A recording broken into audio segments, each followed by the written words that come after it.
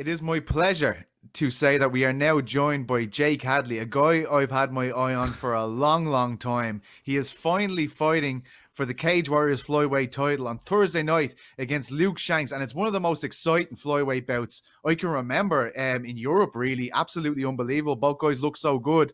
But Jake, big things for your future, man. I was talking to Tim from Paradigm, your manager, all about you. A lot of people very excited about where you're going to go. How important is this Cage Warriors title in terms of you getting to where you need to be? Well, it's like the most important fight of my career. Well, your next fight is always your most important fight of your career. But I believe with this win, I'll go down in history as probably the greatest flyweight from Europe, having won 2 flyweight titles.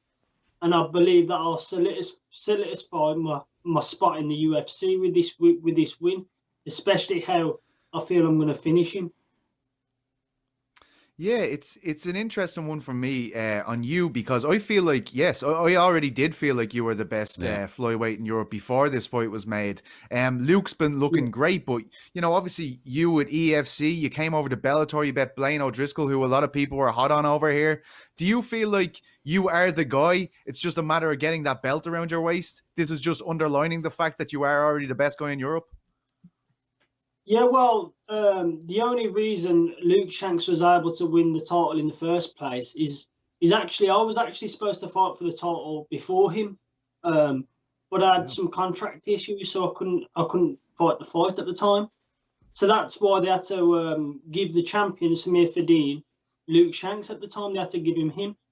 Eventually, I sorted my contract issues out, and I had to fight a fight.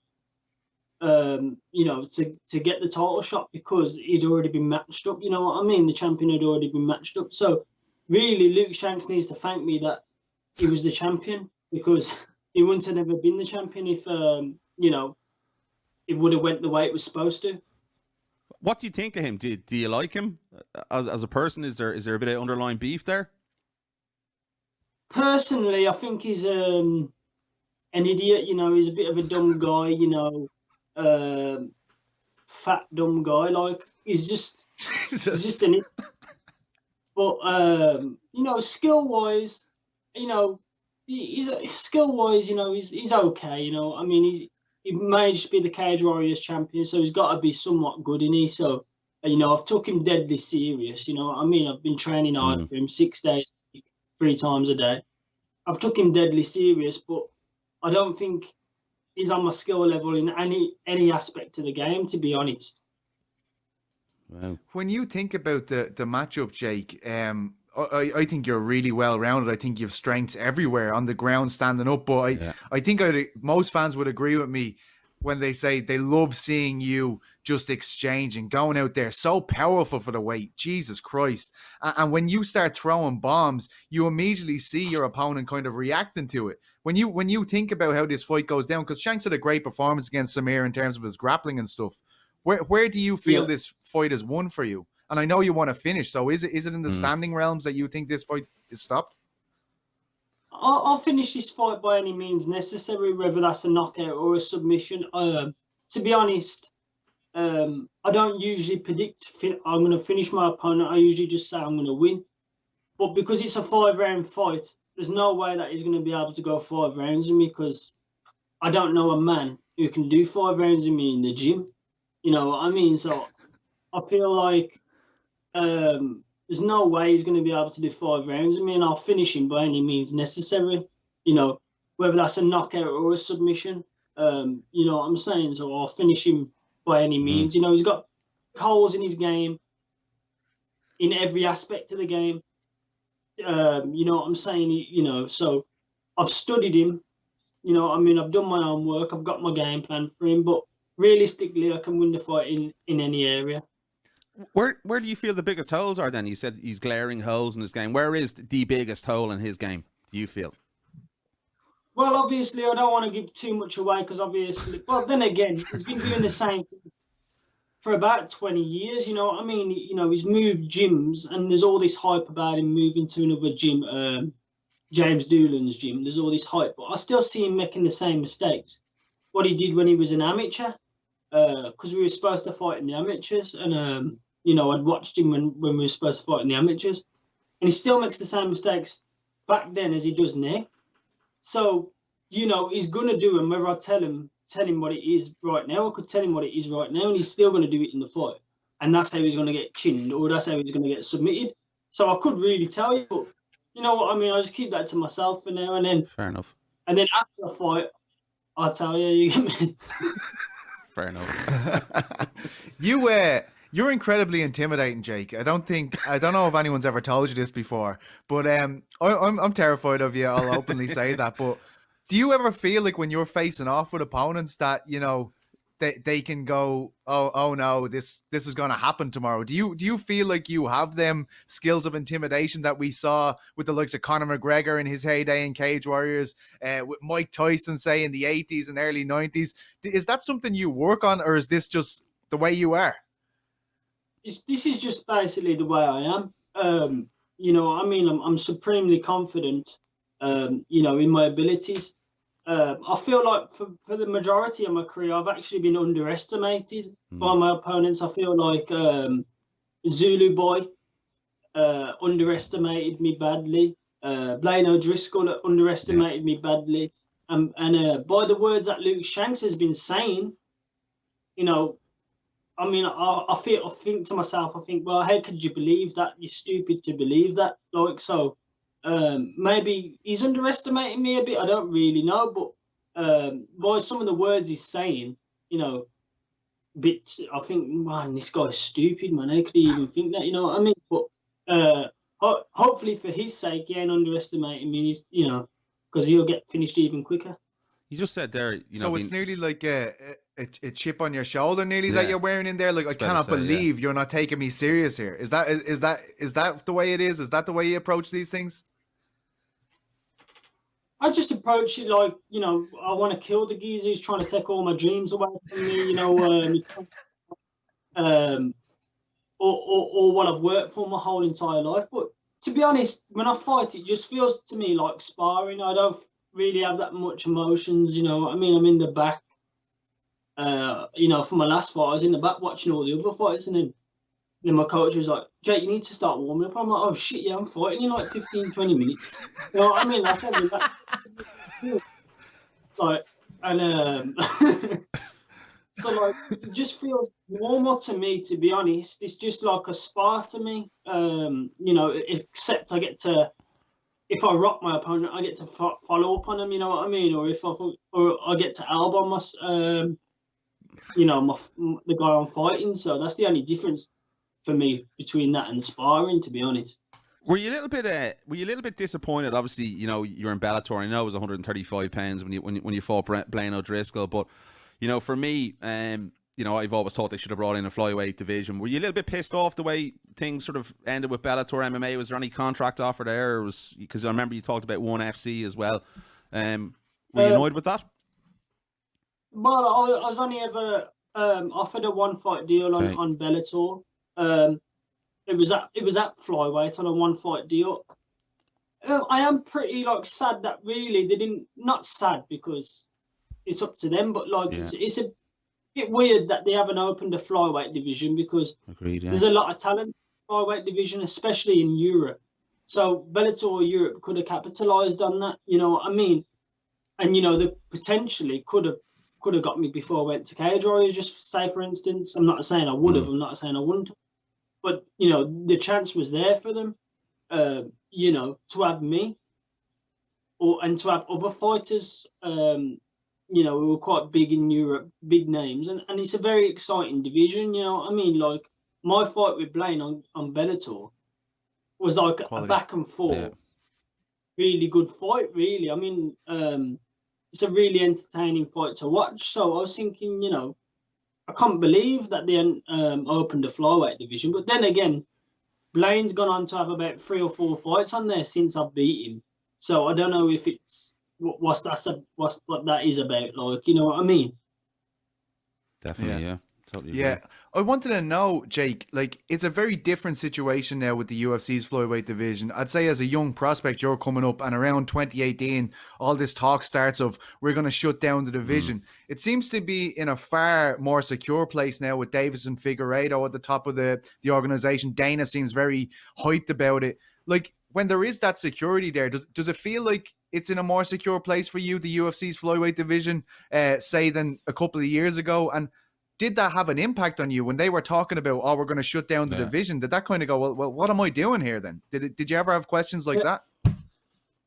Yeah, well, it was a time when there was going to shut the division. You know, it was like, oh, well, what do I do now type of thing. You know, and I think I was preparing for my fight with Zulu Boy when that happened. So, you know, I was preparing for a big fight when that happened, and I was kind of like, oh man, I couldn't believe it. You know, but I feel like them getting behind the flyweights now. I feel like Figueiredo has pushed the division because he's a very entertaining fighter. You know, he comes there to knock you out or submit you. I think he's similar to me. You know, it comes for the finish, and you know, he's an entertaining fighter. So I think it's going to pick back up. I mean, there's a lot of people, a lot of top guys you can sign, and they've been signing quite a few top guys. I'm actually very, very shocked that they haven't already picked me up, to be honest. You know, in a way, it's kind of like a tragedy to Luke, because Luke is kind of like UFC caliber flyweight, but now I'm going to have to ruin his dreams and retire him, you know what I mean? So, Jesus. Bad in a way. You know, this whole thing is talked about the UFC's the UFC and you. I mean, I know Tim definitely thinks you're ready. I certainly think you're ready. I agree with you that Luke is there as well. But have you been given any guarantees, Jake, that if you get this gold belt around your waist, 2021 will be the year that you sign for the UFC? No, I haven't had no guarantees, but I ain't really like too much thinking about that. I'm just thinking about the task what's in front of me, and that's destroying this fat kid Luke. That's all I'm worried about. That's all I'm worried about right now. That's all I'm thinking about right now. Well, not worried, thinking. That's all I'm thinking about right now. I do believe that it's going to be an absolute tragedy if I don't sign to the UFC after this fight. You know, I mean, what else do I have to do? You know, I mean, like, there would be nothing left for me in Europe at flyweight, would there really? I mean, come on. I mean, who else could they put in there? Put me in there with. I mean, Luke's the champion, and like 98% of the public are predicting me to win. You know what I mean? And he's the champion, so you know what I mean. So like, who they're gonna put me in with? Like, I mean, he's the next best geezer, and nobody's giving him a chance. You know what I mean? So. Who would I fight in Europe? You know what I mean? There's no one for me. Yeah, no, I agree. Is it worrying? Is it worrying in any sort of any way for you? Because you know, the UFC and Dana, I think, talked at the weekend they're going to cut 60 fighters, and they mightn't be as actively signing fighters. So do you have to make contingency plans, maybe, and have a look at other guys? Would you sit out and wait for a while if they weren't willing to sign you up straight away with an impressive win, even? I don't know. I don't know what. Tough for you? I don't know. I don't know what to. I don't even know what to. Maybe I'd have to go and get the bantamweight title or something. I don't know, man. I don't know what. Because I don't. There's not even a fighter who interests me in the flyweight division in Europe. You know, other than, I mean, Luke really. You don't interest me. You don't do nothing for me. When I beat him, really, all it is he's got the belt. You know what I mean? Really, I'm giving him the shot of a lifetime because I'm the top guy in Europe, you know. You know what I mean? I'm giving him the shot against me. You know what I mean? You know, you fight me, you know what I mean? And you struck gold and you beat me. You go to the UFC, you know what I mean? I'm the biggest guy anyone can get their hands on, you know? So, you know, I'm giving him the shot of a lifetime. Yeah, giving me a shot at his belt, you know what I mean? I've already won world titles, you know what I mean? I love this. Yeah. I love this, man. This is unbelievable. I cannot wait for Thursday night, man. Are you joking me? Oh my God. I cannot wait. You're selling it well. Jake, just on what you said there, I mean, if you get this title, you'd be open to fighting Cartwright. If the UFC contract didn't come straight away, you'd be open to go after that double champ under the Cage Warriors banner situation? Well, my question is to everyone else is like, who would you want me to fight at flyweight? Like, there's no one for me to fight, is there really? My teammate Sam Creasy is going to be Adam Amasinga, so you know, I ain't really going to do that. I might fight one of my sparring partners and training partners. So who is that for me to fight? Like, I don't know a name. Like, I couldn't even think of anyone. I can't even think of anyone. Like, they're gonna, you know what I mean? Like, I've beat the main guys, you know, especially after I smashed Shanks. I beat all the main boys, you know. You know what I mean? Like, there's no one for me, is there? There's nothing left for me to do. The UFC will come calling, in my opinion. You know what I mean? They will come calling, especially because I believe I'm going to finish this guy. I've prepped for a 5-round fight, and I'm ready for 5 rounds. When I look at this guy, I just don't think he can last 5 rounds with me. No one can last 5 rounds with me in training.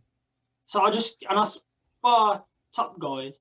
I just don't think this guy has got what it takes to go 5 rounds with me. You know what I mean? But I'm prepped for 5 rounds. You know what I mean? In every aspect of the game. But, oh no, man. Oh my God. And we Jake, know what I love this, man. Champ status does as well. This is unbelievable. I've loved every second of this. But can I have one more question? And the one more question would be, everything goes according to plan. You win the title. The UFC contract comes. Jake, you're a UFC fighter now. And then you have carte blanche to pick whoever you can in that flyweight division. What is the best way to introduce yourself to the UFC audience? What fight would you pick out of all the UFC flyweights? I'd say give me Brendan Royval straight away, or Tim Elliott. Love it. I've already talked, me and Tim Elliott talk back and forth on the socials and that. Anyway, I'm ready for the top anyway. I think, to be honest, they'll give me an hard fight as soon as I get into the UFC. I don't think they'll give me like another debut guy or someone coming off a loss. Based on the fact that I've got 2 world titles, you know, I'll come into the division, I reckon, like what's his name? That Manel Cape, or that risen bantamweight champ. He's come in and fought a top guy straight away, Pantoja. I think that's what they'll probably do with me, because, you know, I've beat 3. After I win this fight, I would have beaten 3 world champs. Like, I mean, come on, I'm basically a 3 promotion champion. You know what I mean? So incredible, yeah. It don't really get no bigger, does it? Really? Sign me up for any of them, man. I am all over this, man. You've made my day. I didn't think I could be any more excited about Thursday, but now I am. Jake, an absolute pleasure. I'm sure we're going to have you on many more times in the future, hopefully. That was incredible. And I cannot wait for Thursday night, my friend. Thank you so much. Thanks, Jake. Hello, guys. If you want to hear more of The Bash, you can subscribe to us on all our wonderful channels on iTunes, Spotify, YouTube, and all that other shit. And click the links below. Click the links below, the notification button. It comes straight to your phone if we've any fresh content. And also hit the subscribe button. It does help. You're some plonker. It's very serious.